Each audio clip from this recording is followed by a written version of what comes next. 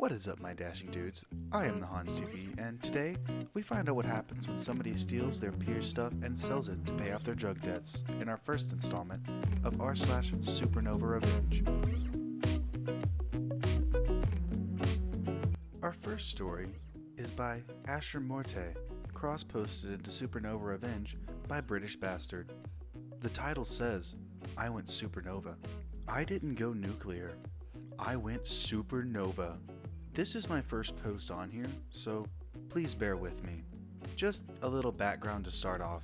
I was an exterminator for better than a decade, and was only a few credits shy of a degree in entomology. Needless to say, I know my stuff when it comes to anything one might consider creepy and or crawly. With all this being said, I was a specialist for the absolute worst kinds of infestations. I treated for bed bugs, small cousins to ticks that only drink human blood. I bet you think you know where this is going, and just to cut you off, no, I never intentionally infested anyone. In fact, the revenge in this story isn't even for me. It was for what turned out to be one of the sweetest women I have ever met. For the purpose of the story, we are going to call her Mary. She was a nurse in World War II. I was called out to Mary's home by the management of the subsidized apartments. She had complained about a small bug issue. What I found when I got there was not a small bug issue, and it still haunts me a little to this day. When Mary answered the door, she was covered in bed bugs. Her hair, her clothes, even crawling on her hands. Without going into too much grisly detail about insect biology, this isn't normal. Bedbugs don't like touching human skin, and they don't hunt when people are up and moving. That is why the bed is the most prevalent place to find them, and thus the name. I immediately called an ambulance, waited on them to arrive, and warned them about the very real possibility that anywhere they took her would be in severe danger of being infested if they didn't do something to decontaminate her. The poor woman was suffering from anemia, and it was luck of biology that she hadn't gone into toxic shock from the number of bites she had received. When she was rushed off, after having to be hosed off, literally sprayed with a hose, and having her clothes taken from her in semi-private, revenge mode started. Bedbug treatments are expensive. Very expensive.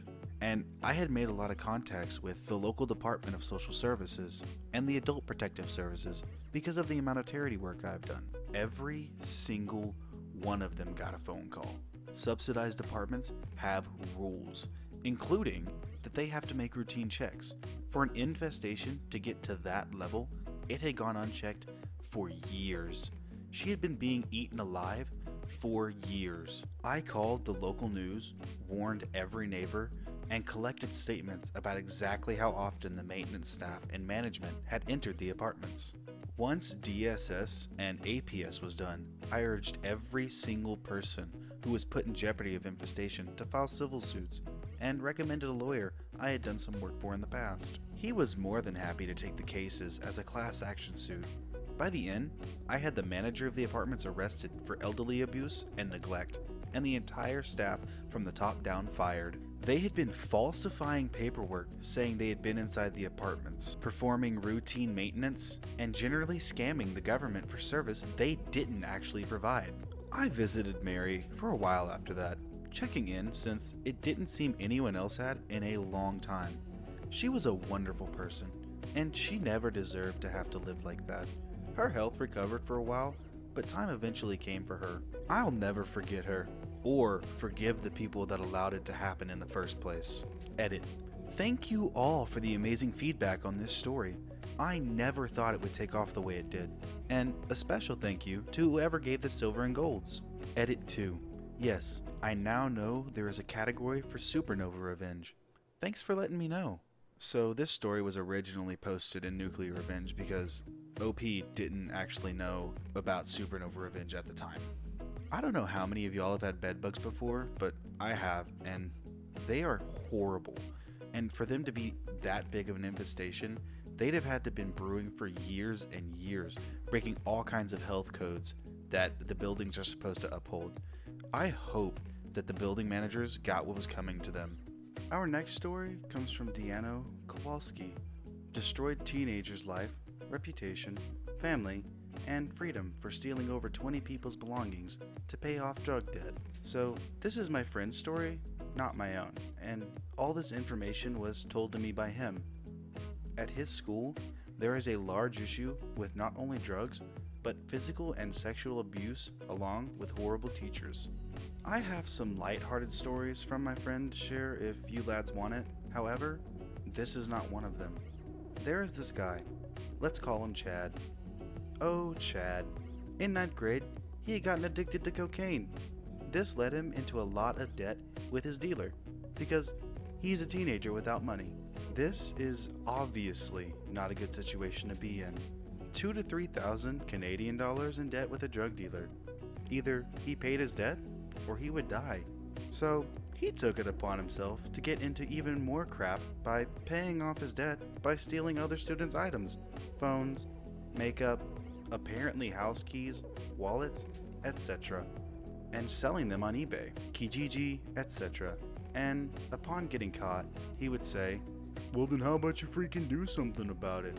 While the teachers just sent him to the office, called his parents, and went on with their day, the students, including my friend, being immature, self-righteous, dip-crap spoons, decided to freaking do something about it. So they all congregated and developed a plan. Let's call this group the victims. They thought they should not only beat the kid when he was caught, but start letting more dangerous people know about him.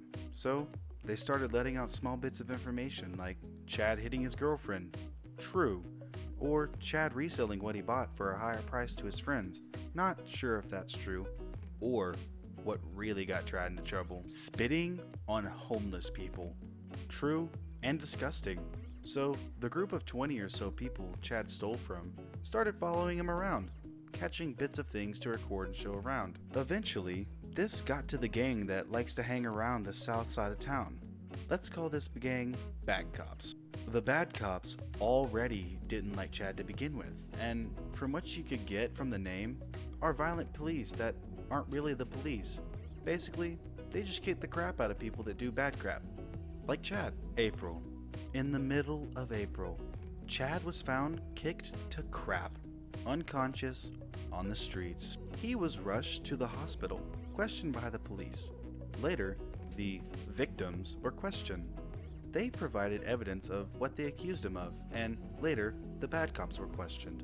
While I am not sure of the specifics, Chad was tried for assault, possession of drugs and narcotics, disturbing the peace, and sent to juvenile detention along with massive fines for his parents. The known members of the Bad Cops were sent to jail and juvie for assault and attempted murder, as there were stab wounds in Chad, and the victims were fined for things ranging from filming without permission to conspiracy to commit a crime. My friend was fined for filming Chad without his consent. TLDR, cocaine-addicted teen gets in debt, tries to pay it off as stolen goods, but gets caught and sent to juvie. This was a sad story, and from what I hear, Chad is not doing so well, and his family is having a hard time paying off these fines, as Chad is only 15 and can't pay for anything. I'm not sure how Chad's dealer is going to deal with the rest of the debt, if he will at all. And all I can really say is, I feel bad for Chad's family. Not Chad though, screw him, as they have been described as quite nice. But from what my nan always says, the apple doesn't fall far from the tree. So, I'm not sure. Thanks for reading. I tried posting this in ProRevenge, but was removed for involving felonies, and removed from Nuclear because it was school/bully. So, let's hope this doesn't get taken down. Don't do drugs, kids, and if you get in debt, don't try to pay it off by stealing other people's stuff. Get a job or something so you can pay it off correctly. Alright, my dashing dudes, that is going to do it for today's episode of SupernovaRevenge. I hope you all enjoyed it, I hope you all had a good day, and just leave a comment down below with what y'all would like to see me read next time. I'll see you in the next video.